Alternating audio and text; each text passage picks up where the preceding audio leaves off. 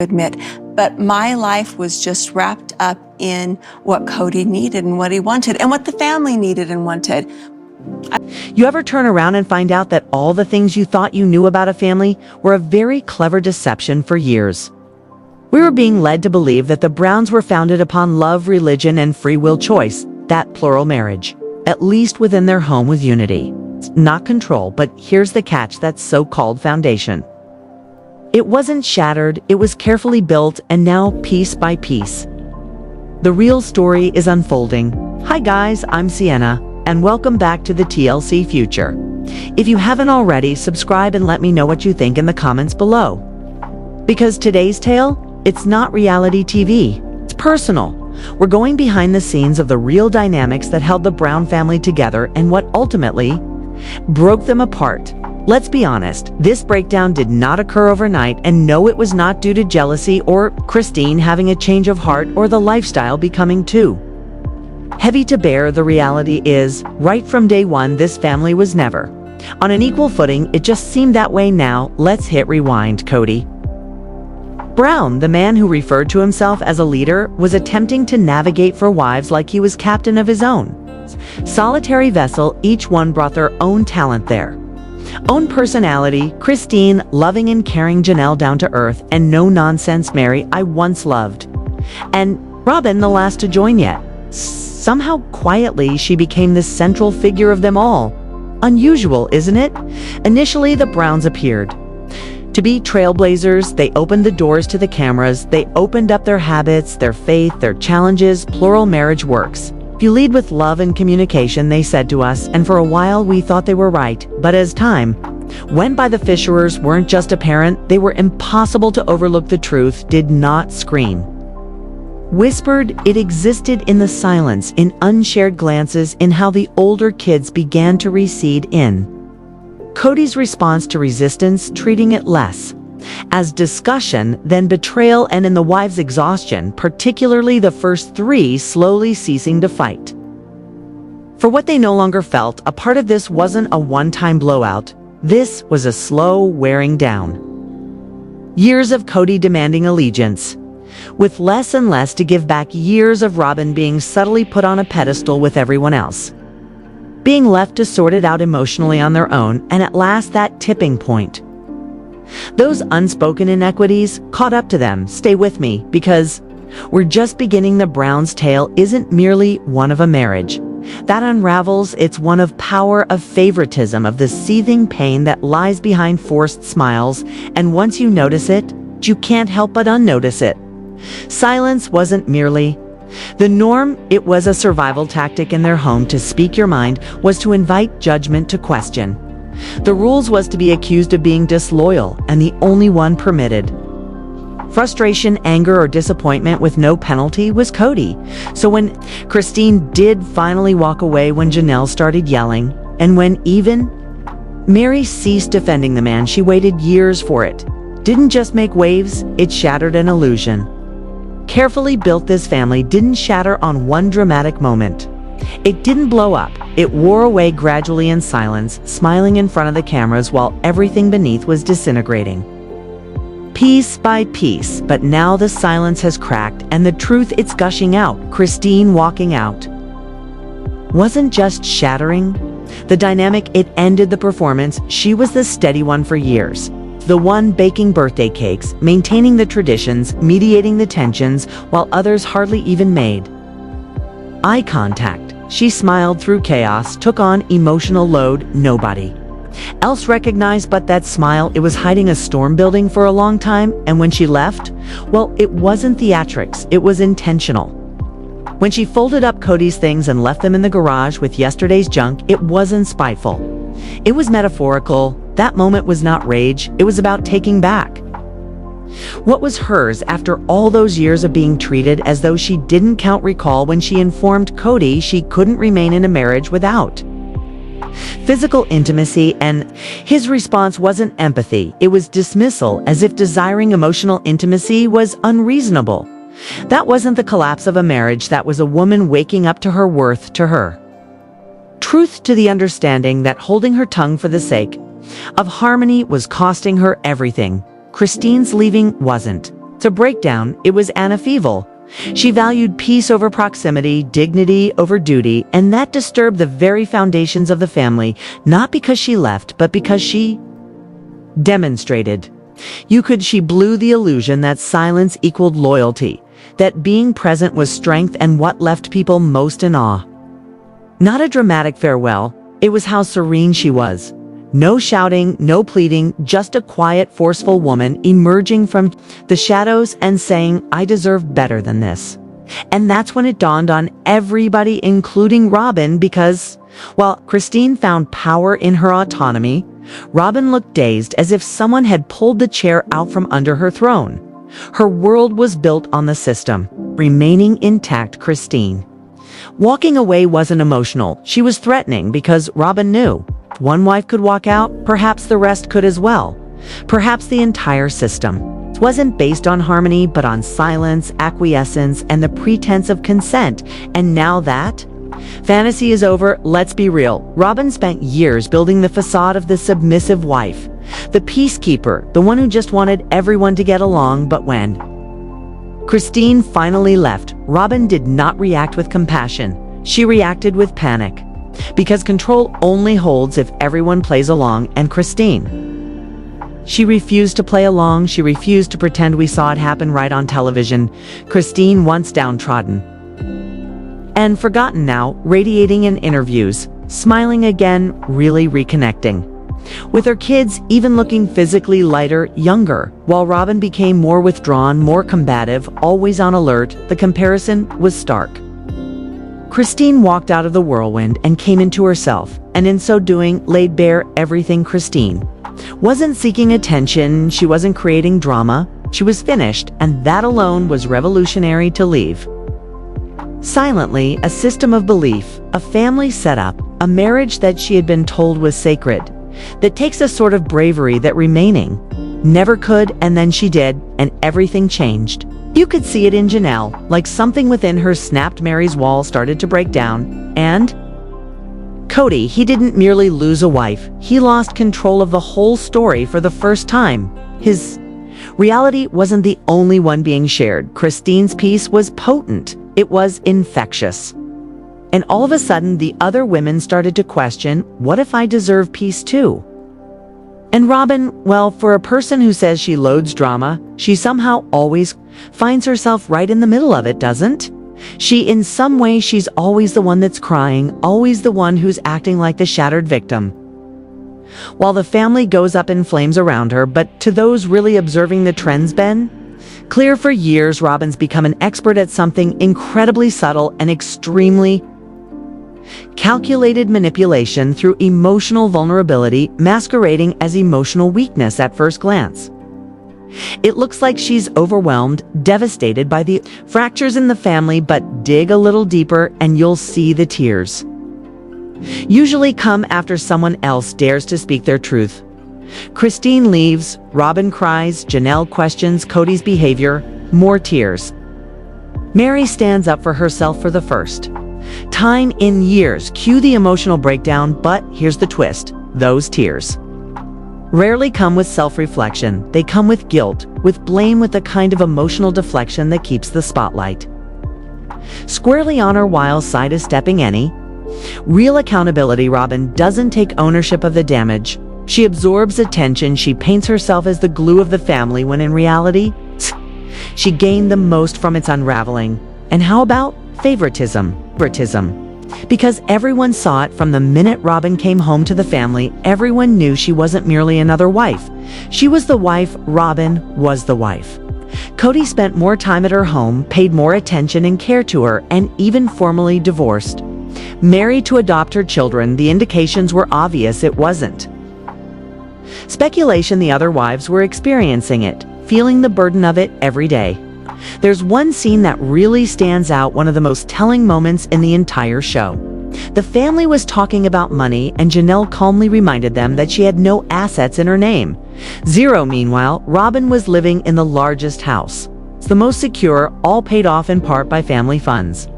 When this was brought up, did Robyn rise to the occasion and say, let's make this equal number? Instead, she became defensive. She made the subject a story of her own sacrifices. Her hardships, her victimhood, but come on, who's really having trouble living in $1 million house? And then there's the house rules scenario during co-recall. How Robyn's rules were more stringent than everyone else's, and Kody just followed along behind her. The other wives, they were bypassed, isolated in some instances, such as with Janelle. They weren't even visited for weeks. But Robyn, she was the protector. The person who was just attempting to keep the family safe. What the fans saw, however, was something else. Robyn wasn't merely guarding health.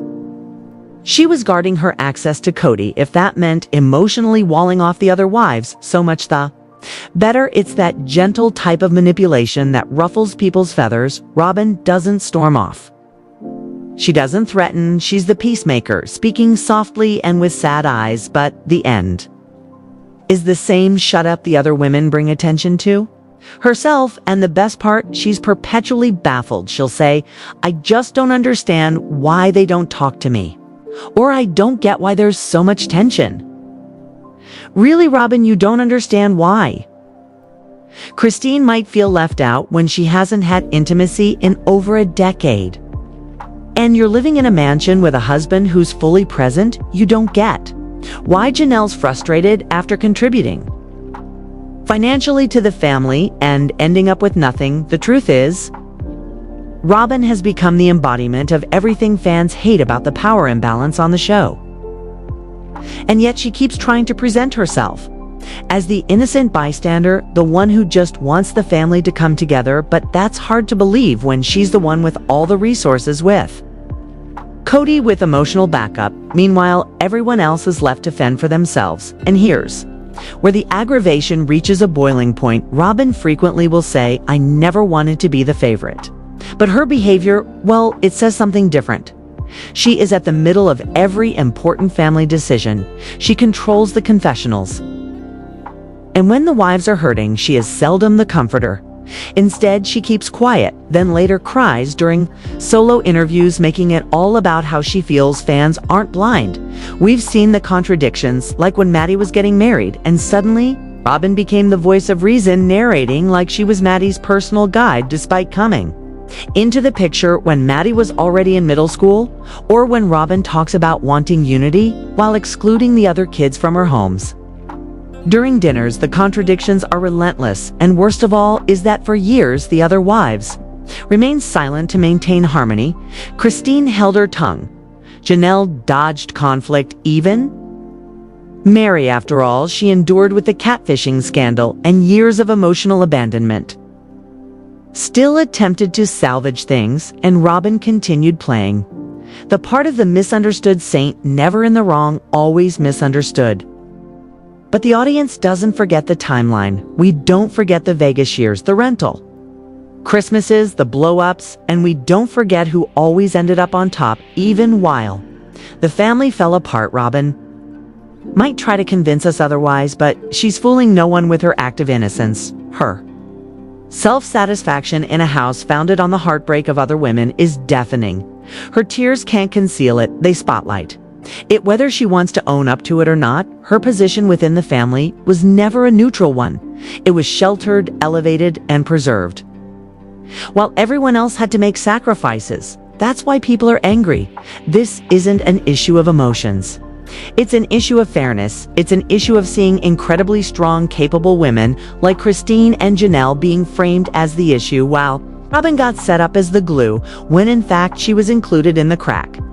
Now let's discuss someone who never yelled, never cried for attention, and never played the victim, but whose lack in Kody's eyes said more than words ever could. Janelle. For years, she was the quiet presence behind the scenes. Not the loudest, not the neediest, just steady, sensible, and powerful. But being powerful, it turns out, meant being overlooked. It's really heart-wrenching to know Janelle invested more money into the Brown family than nearly everybody, and for some reason, just left with nothing. That ain't drama. That ain't gossip.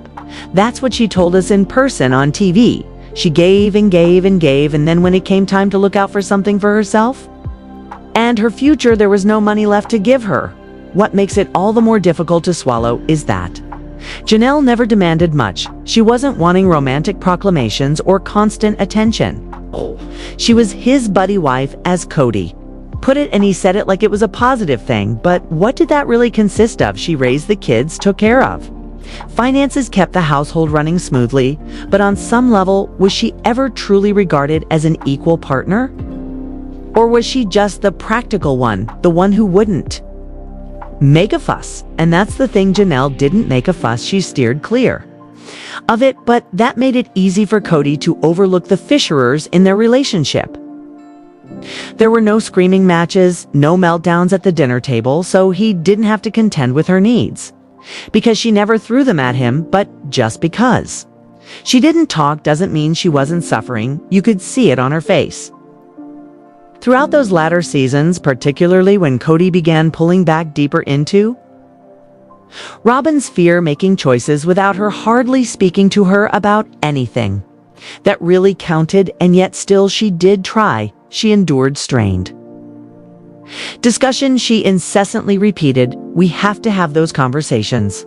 Yet Kody simply zoned out whenever she said something about how they needed equality, how they needed to know he folded it into friction.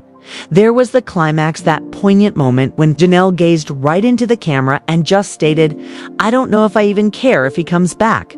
Not yelled, not sobbing, just stated, and the impact hit like a freight train. This wasn't a woman losing hope, this was a woman waking up, and the difference, she didn't crave revenge, she craved peace. As Kody spun, fingers pointed, blaming everyone, blaming Christine, blaming co-wives, blaming anyone but himself. Janelle remained serene. She allowed the silence to speak. She ceased pursuing him, and quite frankly, that was the loudest thing she ever said. It wasn't about having tantrums or bringing drama. It was a subtle statement of taking back her own sense of self and releasing a relationship that no longer worked for her. And let's not forget the money aspect either. This is where things get thoroughly screwed up. We now know that. Janelle did not own a home when she broke up with Kody. She was at one time living in an RV, struggling to make do on the land she believed was a family investment. Robyn had a paid-off house. Meri had a rental. Christine had purchased a home for herself. Janelle, though, had property with no structure there and an awful lot of broken promises. The anger wasn't about money, it was about being deceived. Janelle was assured that everything was family-owned property. That money she invested in the family would be shared among all, but when she needed to know, when she asked, "What's mine?" she received only shrugs, evasions, and gaslighting. She even admitted at one point that the structure of the family no longer functioned for her. That itself was the plainest description of her path. It stopped functioning. It wasn't fair when Janelle attempted to figure out how to remain part of the system and still preserve her dignity. It became obvious there was not room anymore in that house for her dignity, so she took off. Now back to the question, was Janelle ever equal? The answer, I believe, is no. Not really. Perhaps she wished she was. Perhaps she wanted so badly to believe in plural marriage that she told herself it was working, but when the layers were stripped away, it was clear she was carrying more than her share of the load. Kody, on the other hand, used that buddy dynamic as an excuse not to develop the emotional connection when their relationship started to fall apart. He portrayed Janelle as cold, distant to independent, but come on, he adored that independence when it meant she didn't require much of him. He just didn't adore it when it meant she could actually depart and depart. She did not with fireworks, not with a bang, but quietly, resolutely. Somehow, that was even stronger than Christine's departure, because Janelle had worked so hard to remain above the fray, to be the steady one when she finally said enough. If it wasn't bitterness, it was self-respect. That's why so many viewers identify with Janelle. She's not flashy, not dramatic. She's real. She's the one who attempted to keep everything together while being overlooked, and when it became too much weight to bear, Janelle didn't seek sympathy. She packed her bags and began anew. So, yes, she might have gotten the least in material possessions, but emotionally, spiritually, she took away the most, because Janelle's quiet revolution wasn't about destruction. It was about survival. It was about finally choosing herself, even if it meant beginning all over again. If there is anyone in this whole saga who understands what it feels to be both extremely loyal and agonizingly alone at the same time. It is Meri, the first wife, Ed one, who initiated it all with Kody, and somehow the one who became the most alone. Meri's tale is a convoluted one. She wasn't flawless. None of them were, but if you return to the beginning, you'll find that she was the one who believed in the dream. Most of all, she believed in plural marriage, in family unity, in creating something greater than herself. But somewhere along the way, that dream left her behind. Kody was different around Meri than with the others. Initially, the connection was palpable, almost real. However, before one could blink an eye, it was the space that became inescapable emotional absence, silent dismissal. That iciness that began to seep in until space became their default. It was not loud, it was not explosive, it was simply the slow freeze, and Meri persisted in it with the expectation things would eventually soften. They did not, and then there was. The catfishing scandal. That moment altered everything, and yes, it was messy, yes. It was humiliating, but let's actually examine.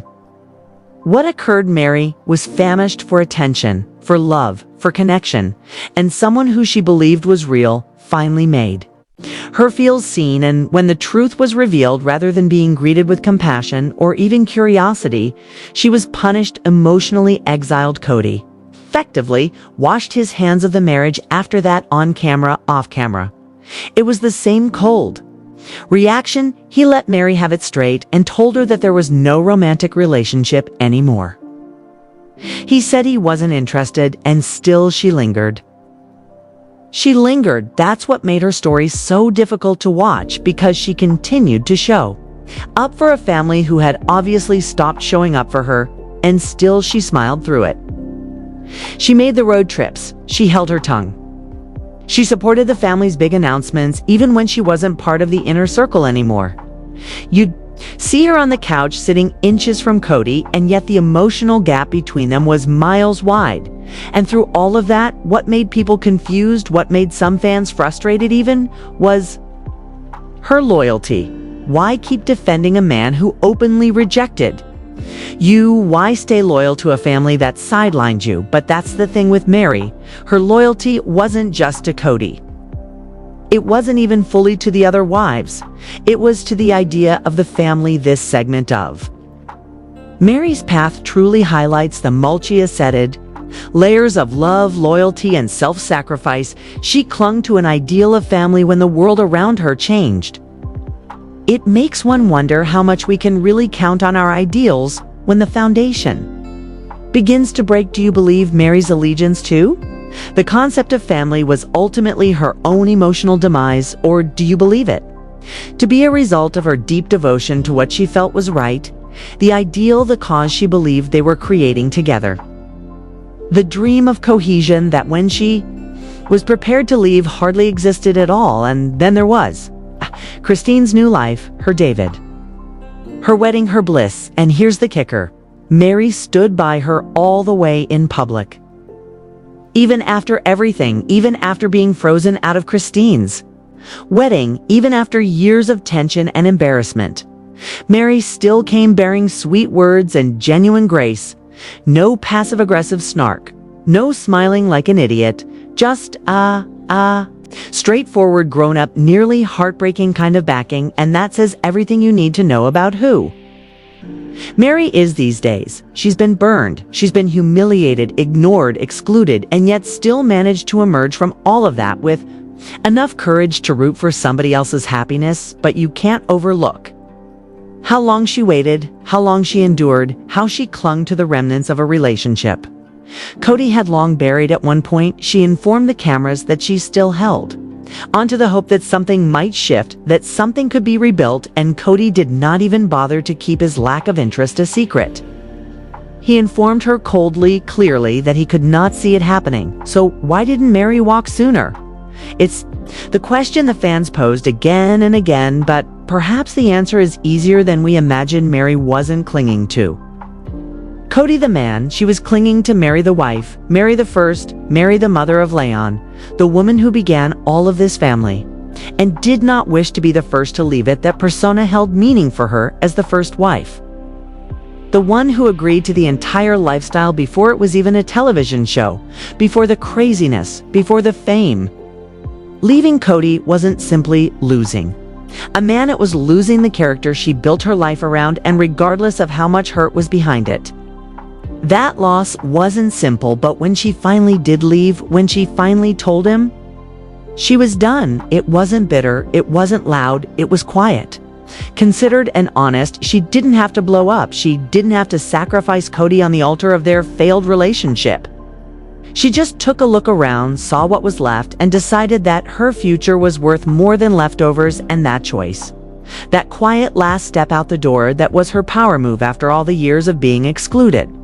Talked over, misrepresented, and reduced to the scapegoat for all the flaws of everybody. Else from jealousy to drama, Meri reclaimed her voice not by screaming, but by walking away without asking Kody's permission. Her tale is still being written. Meri's is a tale of survival, inner strength, and the inner conflict of releasing something she'd given so much of herself to. It's a strong reminder of how much burden we can place on our roles in relationships, and how difficult it can be to release even when it's obvious that the relationship no longer benefits us. Do you believe Meri's choice to leave was an act of self-emancipation, or did she'll still leave too much of herself behind in the process, and for real? I hope the next chapter of her life doesn't involve plural marriage. She's suffered enough, she's given enough, and at the very least, she deserves peace, real peace, the kind she never got in that family. So ultimately, perhaps Meri's loyalty wasn't weakness. Perhaps it was endurance. Perhaps it was love. Perhaps it was pain. Perhaps it was all that combined into one. But it's obvious now she was true to an idea, not to the man who lost love for her, not to the machine that devoured her, but to the family she believed they all agreed to create. As we conclude the Brown family saga, it's impossible not to notice the profound changes occurring right in front of us. It's been a long, torturous journey for Christine, Janelle, and even Meri. But the glory of their stories now is that they're no longer defined by Kody's narrative of their lives. They're finding peace and power on their own terms. Christine, for instance, has really owned her freedom in ways that can't be ignored. She's no longer the third wife in a pool of women attempting to make it work. She's now the woman who walked away from a bad relationship and claimed her own happiness from the day she left. Kody, it was apparent that she wasn't simply deciding to leave a man. She was choosing to walk toward herself. And let's talk about the symbolism, because in reality, TV symbolism speaks volumes. From the moment Christine packed up and left, it wasn't just about walking out the door. It was about leaving behind an old version of herself that had been suffocating under Kody's rule. The wedding ring came off. The burden of Kody's expectations at last eased off her, and she's been radiant ever since.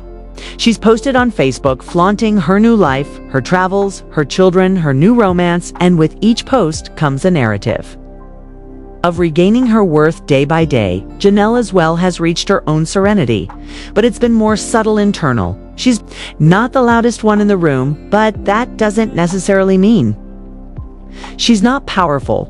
Janelle's always been the practical one, the level-headed one, but after all these years of giving, of emotionally investing in Kody and his crazy lifestyle, you can see her beginning to reclaim control of her own destiny. She's no longer waiting for Kody to get it together or asking him permission. Janelle's concentrating on herself, on her business, on her kids, and on her own joy. It may not appear dramatic, but that inner strength is louder than any fight Kody could have given her. And Meri, well, her story is a bit more complicated.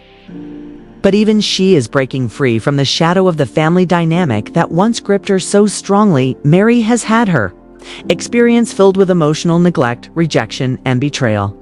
But what is really poignant about how she's managed it, her presence on social media, is of her entering into a world beyond Kody, beyond the show, and discovering a place where she can be appreciated by people who love her for her, not in relation to a husband.